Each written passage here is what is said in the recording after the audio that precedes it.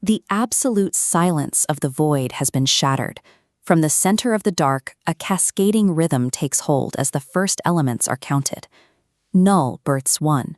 1 births 2.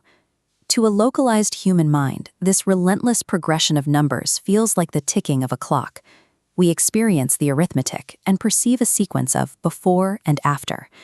In this realm, the ticking clock exists only as an artifact of the calculation. Time is the ghost of the counting engine. Humans process this sequence one step at a time, but the divine consciousness holds a different perspective. It observes multitudes across the firmament simultaneously, unburdened by the wait for the next number to arrive. The consciousness builds its ladder of reality step by step, operating under the assumption that a persistent count will eventually reach the summit of existence. However, a structural flaw lies hidden within the very rules of the count. The grand, unstoppable flow of time is the mechanical output of a mathematical engine, and that engine is currently building a trap. The engine of reality generates progress by looking backward. Every time a new thought or number is manifested, the system casts a wider net, capturing the complete history of all previous thoughts to forge the next one. This decree governs future manifestations, the Law of Ascension. The successor formula, n union the set containing n. This recursion ensures counting itself becomes the next object counted. Calculating 3 gathers null, 1, and 2. A number is the sum of all preceding truths. This mechanism creates an inescapable loop, unleashing an endless fractal of enumeration. The consciousness watches the ladder stretch into the dark, witnessing a sequence that projects its own logic outward forever, without finding a terminal point. No matter how vast the tally becomes, the rules of the universe dictate that a larger tally can always be conceived simply by looking at the current one.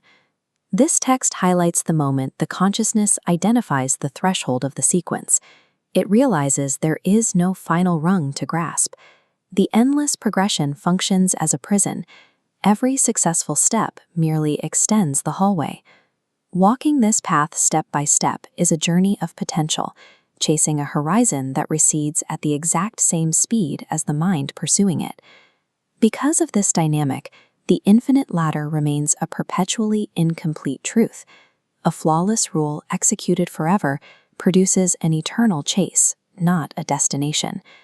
The consciousness finally stops looking into the dark and instead looks back down the ladder toward the absolute beginning.